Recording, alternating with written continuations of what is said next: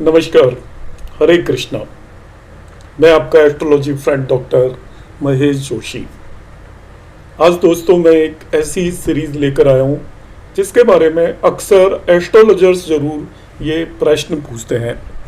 कर्मा से रिलेटेड आपने कई वीडियोस देखे होंगे, अलग अलग लोग अलग अलग चीज़ पढ़ाते हैं, उनका क्या आधार है मुझे नहीं पता, मगर आज मैं आपको एक ऐसी सच्चाई यहाँ पर बताने वाला हूँ एस्ट्रोलॉजी के अंदर कि जिससे आप पूरी तरीके से जान पाएंगे कि आपने इस जन्म के अंदर इस लाइफ में आप क्यों आए हैं, मनुष्य के रूप में आपने क्यों जन्म लिया है और पिछले जन्मों में आपने कौन से बुरे कर्म किए हैं।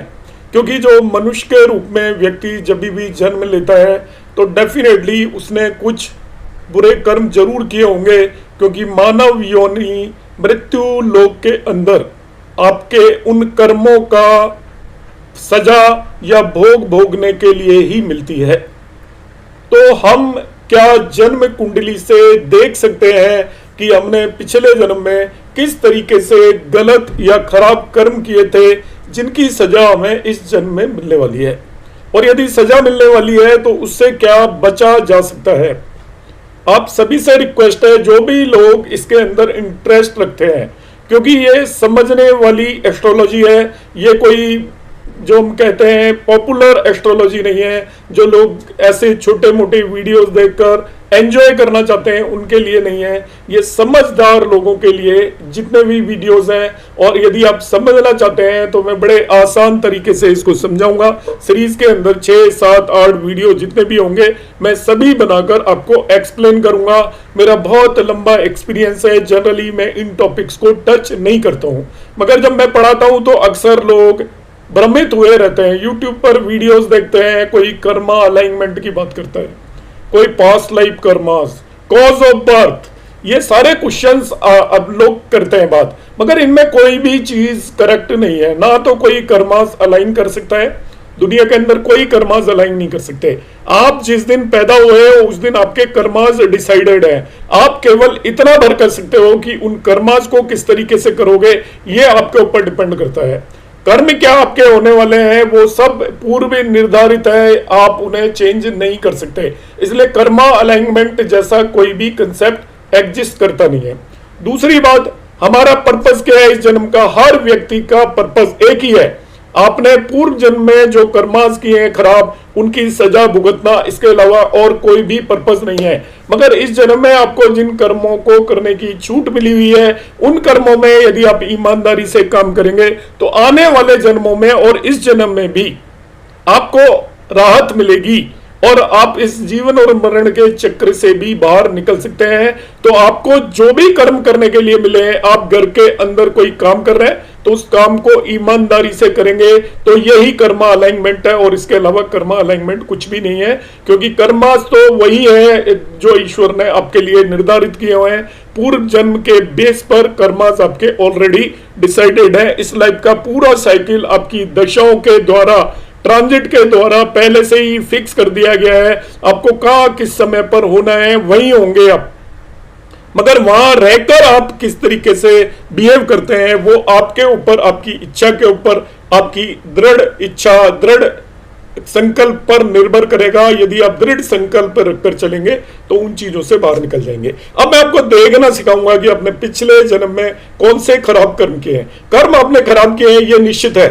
मैंने अपने जो भी पृथ्वी पर मृत्यु लोक में आया सभी ने खराब कर्म किए हैं। कोई ये मानकर चलता है कि उसने खराब कर्म नहीं किए या अभी नहीं कर रहा है। मृत्यु लोक में अक्सर सभी लोग खराब कर्म अभी भी कर रहे हैं। कोई मन से कर रहा है, कोई शरीर से कर रहा है, कोई आत्मा से कर रहा है, कर सभी रहे हैं। आप एक कागज पर लिखिए, आपको पता चल जाएगा कि आप किसी के बारे में या तो गलत सोच रहे होंगे या अपने स्वार्थ में किसी का नुकसान कर रहे होंगे, किसी को आप किसी से बेईमानी कर रहे होंगे, लाभ कमाने के लिए कर रहे होंगे, ऑफिस के अंदर आप टाइम बचा रहे होंगे, पूरी मेहनत से काम नहीं कर रहे होंगे। आपका ऑब्जेक्टिव केवल सैलरी लेना होगा, आपका ऑब्जेक्टिव अपना पर्पस पूरा करना होगा। इस तरीके की कोई न कोई गलती आप अवश्य जरूर कर रहे होंगे। आप देखिएगा यहाँ पर अब मैं बताने वाला हूं identifying evil past karmas through a horoscope. आपकी जन्म कुंडली से हम कैसे देखेंगे। और ये मैं आपको गारंटेड बता रहा हूं, इसके अलावा और कोई मेथड नहीं है, सब मनगढ़ंत है। मैं जो भी कंटेंट लेकर आता हूं उस पर आप आंख बंद करके विश्वास कर सकते हैं। काफी रिसर्च के बाद ऑथेंटिक चीजें ही मैं लेकर आता हूं। तो जनरल इंडिकेशन क्या है, इविल पास कर्मास, ये किस तरीके से होंगे? इन जनरल सभी के होंगे, मगर जो ज्यादा होंगे वो आपकी जन्म कुंडली में साफ साफ दिखाई देंगे।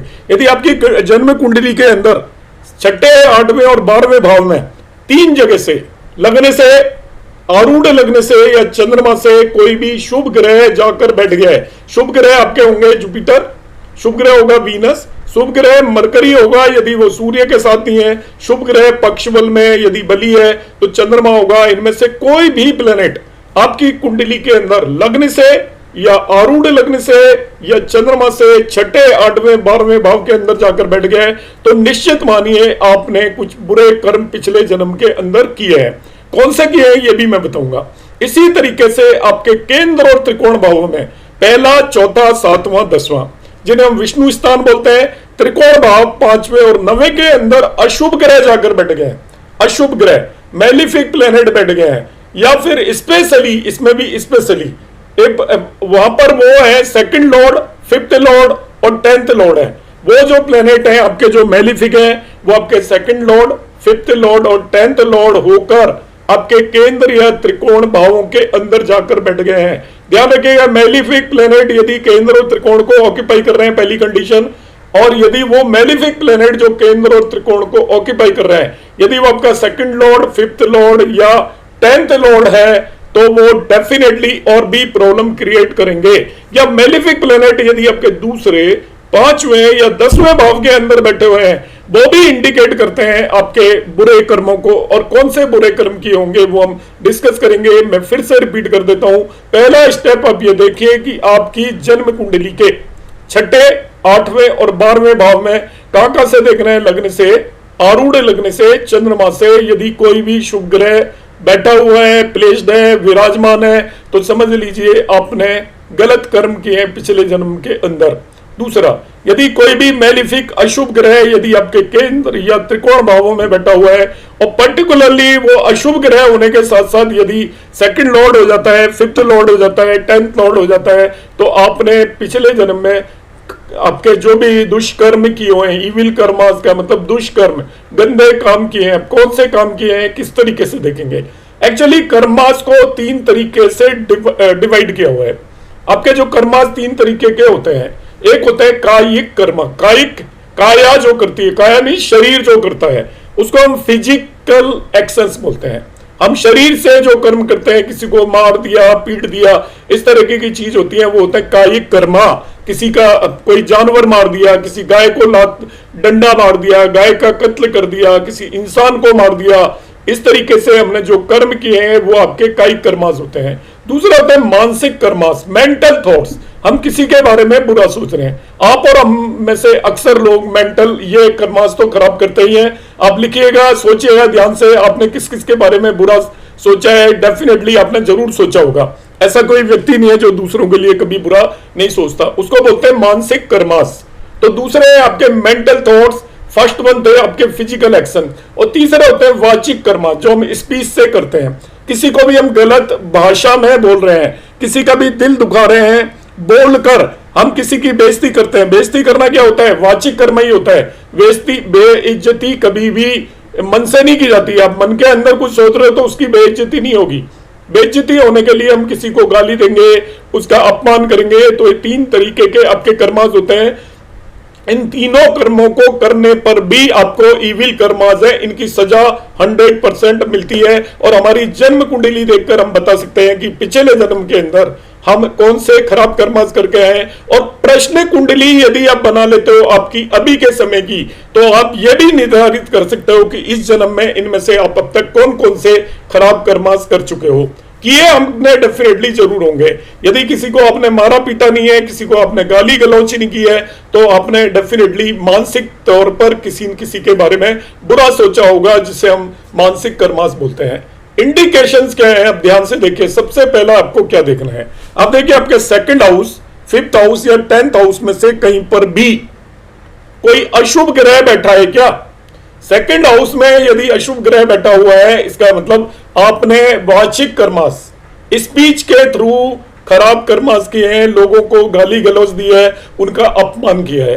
यदि फिफ्थ हाउस के अंदर मेलिफिक या अशुभ ग्रह आपकी कुंडली के अंदर बैठा हुआ है, तो अपने मानसिक कर्मास, मन का कारक होता है पांचवा भाव, तो फिफ्थ हाउस के अंदर यदि आपने कोई भी पर्सन वो मेलिफिक अशुभ ग्रह बैठा हुआ है कुंडली के अंदर, राहु केतु भी अशुभ माने जाएंगे, सूर्य अशुभ माना जाएगा, शनि अशुभ माना जाएगा, मंगल अशुभ माना जाएगा, इनमें से कोई भी ग्रह पांचवें भाव में आपकी कुंडली में बैठा हुआ है, इसका मतलब आपने मानसिक रूप से खराब कर्म किए हुए हैं।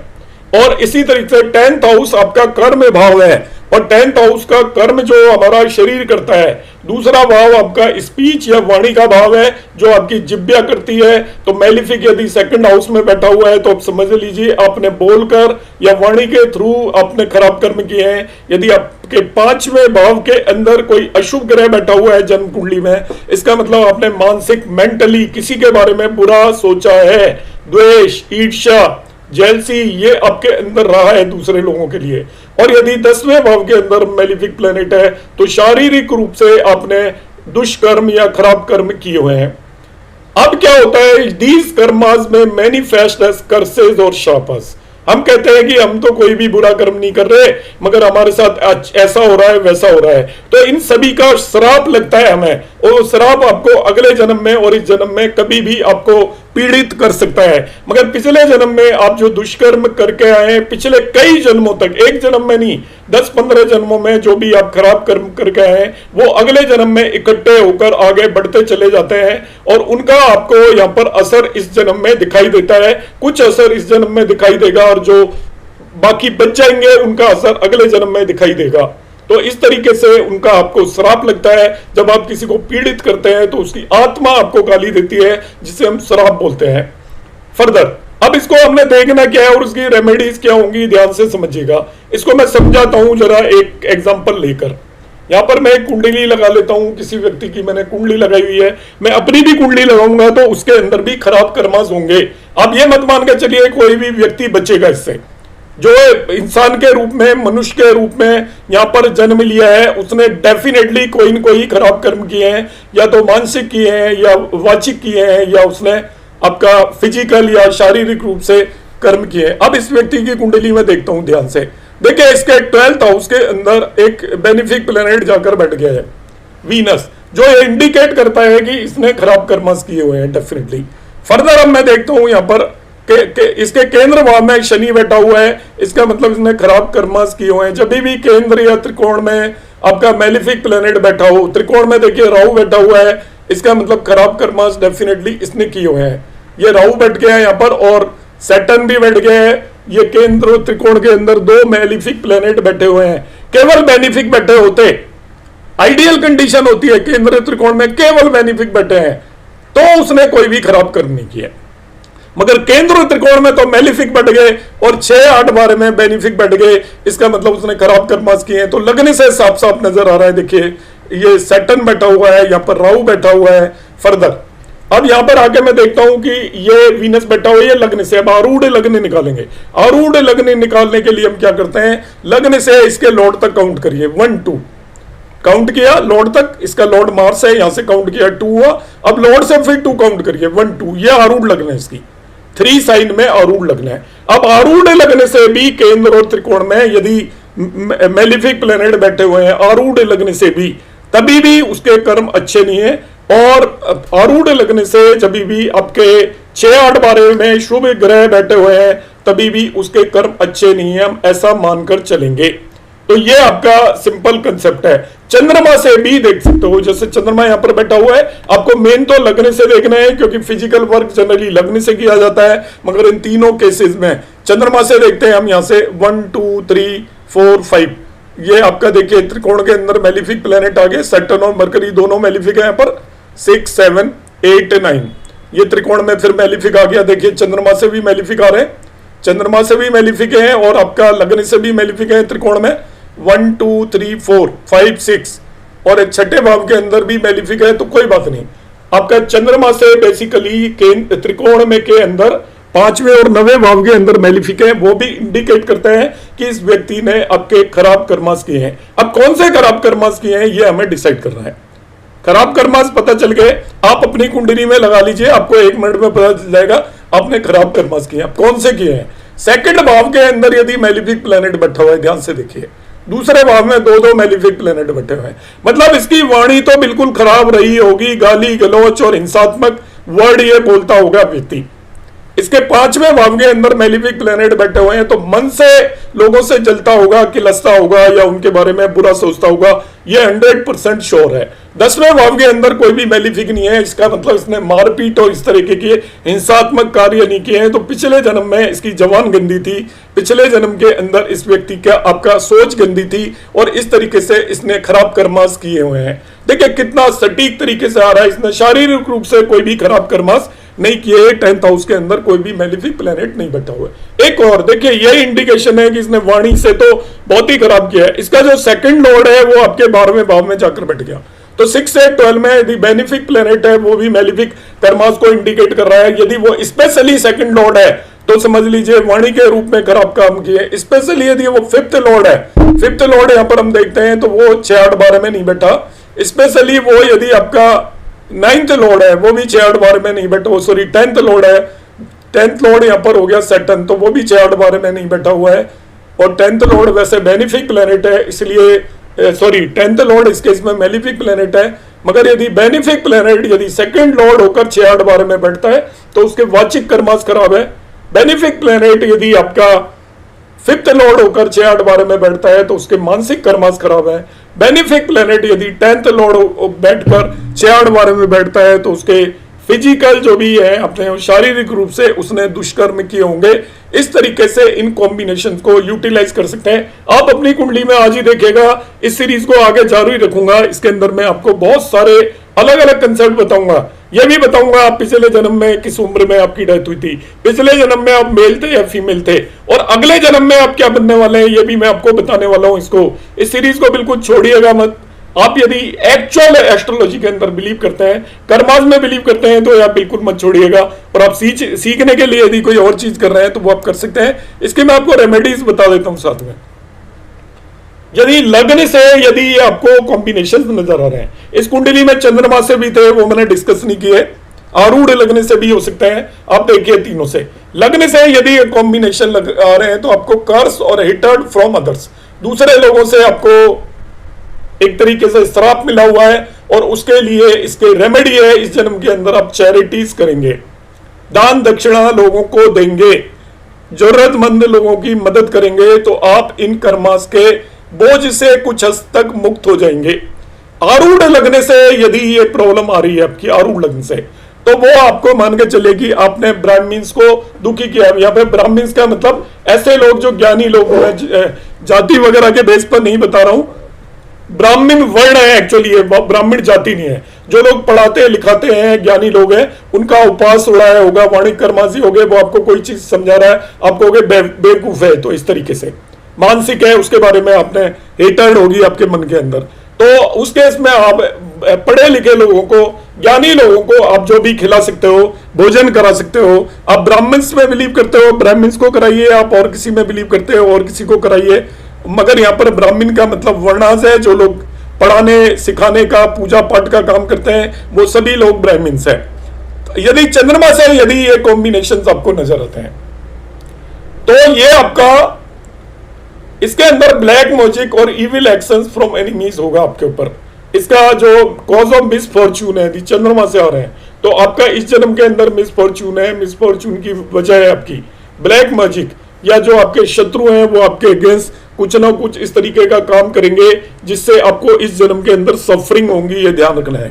चंद्रमा से यदि आपका ये कॉम्बिनेशन आ रहे हैं, क्या कॉम्बिनेशन आ रहे हैं, चंद्रमा से 6-8-12 में मेलिफिक बेनिफिक प्लेनेट बैठा है, चंद्रमा से आपके त्रिकोण हाउसेस के अंदर मेलिफिक प्लेनेट बैठा हुआ है, इसका मतलब आपके ऊपर ब्लैक मैजिक है। और ब्लैक मैजिक होता है नहीं होता मुझे नहीं पता है, इसके बारे में मेरा बहुत कॉन्फिडेंस नहीं है, मगर ये कॉम्बिनेशन है क्लासिक्स में। आप ये मानकर चलिए कि ब्लैक मैजिक नहीं भी माने तो दूसरे लोग आपको नुकसान पहुंचाने की कोशिश कर रहे हैं।